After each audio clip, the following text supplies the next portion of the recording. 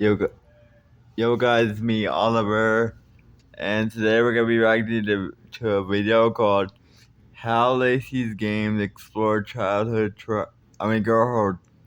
Trauma." And fair warning, this video may deal with some serious topics. So if you guys are sensitive to any type of those serious topics, feel free to leave the video. Okay. All right. But anyways, on with the video. The idea of a flash... Yes, it's read pin comment for the content warning. There's a lot. And if you look at that, yeah, that's trying to say something.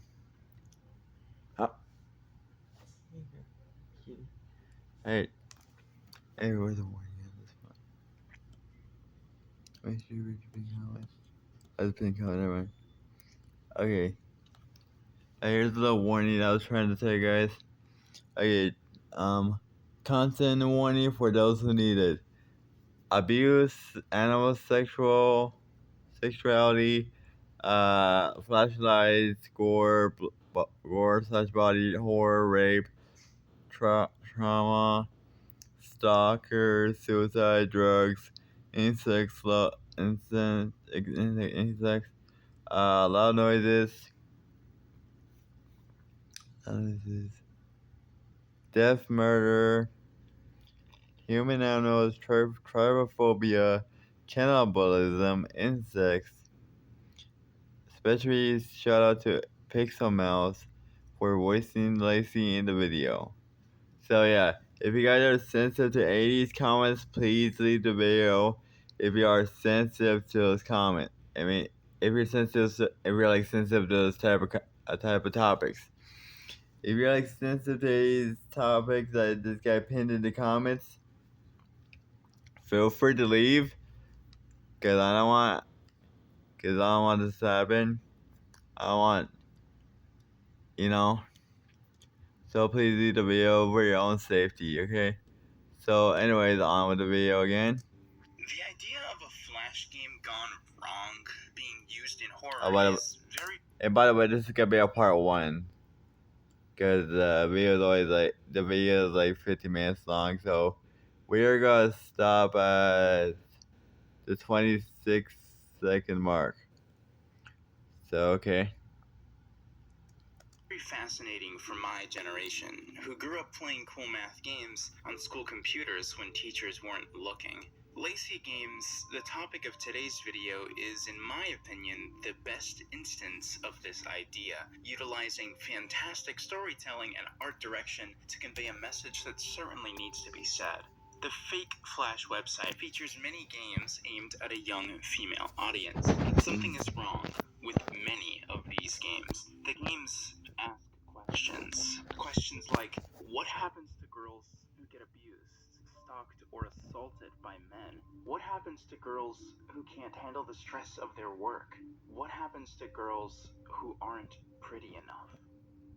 If you've been on the channel for a long time, you'd know I've covered Lacey Games before, but that was a while ago. I figured most people watching this video now wouldn't have seen that video before, so I made a poll, and the vast majority agreed that compiling my previous video and adding new content to it would be the best viewing experience. Of course, there are timestamps for anyone who would like to skip forward, but I highly recommend sticking around for my analysis of the older episodes. Make sure to subscribe to Ghost Tundra, the series creator, whose channel is at the top of the description. With all that out of the way, my name's Manaxa, and today we're going to take a deep dive into LaceyGames.com.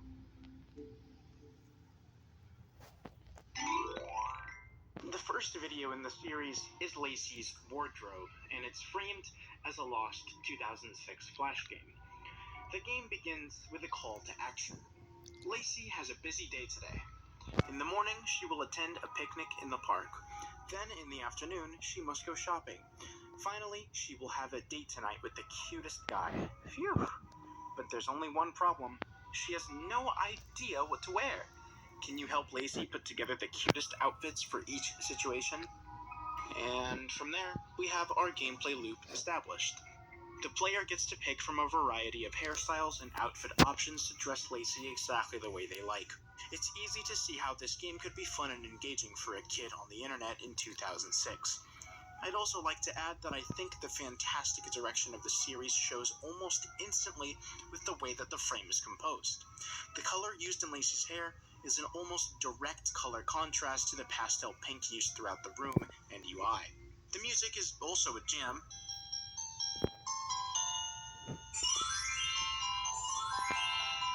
And we can see the track names in the bottom left corner actually match the task. After the player finishes picking her outfit, we see Lacey outside for her picnic, and what the hell is that thing? We transition back into Lacey's room, now tasked with dressing her to go shopping. I'm pretty sure the gameplay is identical, aside from the room now reflecting the sunset hours outside. But before we can get too comfortable, Lacey gets a phone call. Lacey, did you see my stacks, Lacey? I can't wait to meet up, Lacey. I own you. I'm excited tonight with you, Lacey. Tonight. Bye-bye.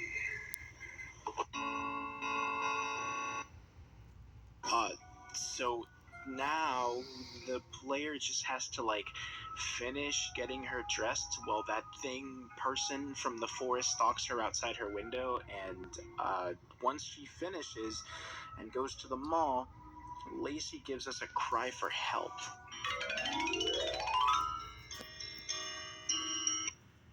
Please help. He's going to kill me. We go back to her room, and she has to get dressed for her date now. The stalker starts endlessly knocking on her front door. There's text that says, "There is a gift on your doorstep." And when the gift is revealed to us, it's an incomprehensible censored glob of red and crimson, which is subsequently cut off by another phone call. Lacey, I'm here. I'm here. Did you get my gift, Lacey? Did you like it? I'm here. Open the door, my darling. Open the door. Open the fucking door! We go right back to dressing her, but not before we get the most bone-chilling realization in the entire video. Lacey starts directly pleading with the player, begging them not to let her outside to meet what awaits her. Please don't make me go outside. Please. Please. She's aware of what's going on, as well as the fact that she has zero control over the situation. And lack of control is textbook horror, and it's brilliant. If we assume that Lacey is conscious within the game, then this is a situation she may have to relive every single time someone plays the game. Unfortunately for her, the player finishes the outfit and lets her outside, but not before Lacey can express the terror in where she's just been placed. What have you done? Then we get one more look at You done? Then we get one more look at our killer.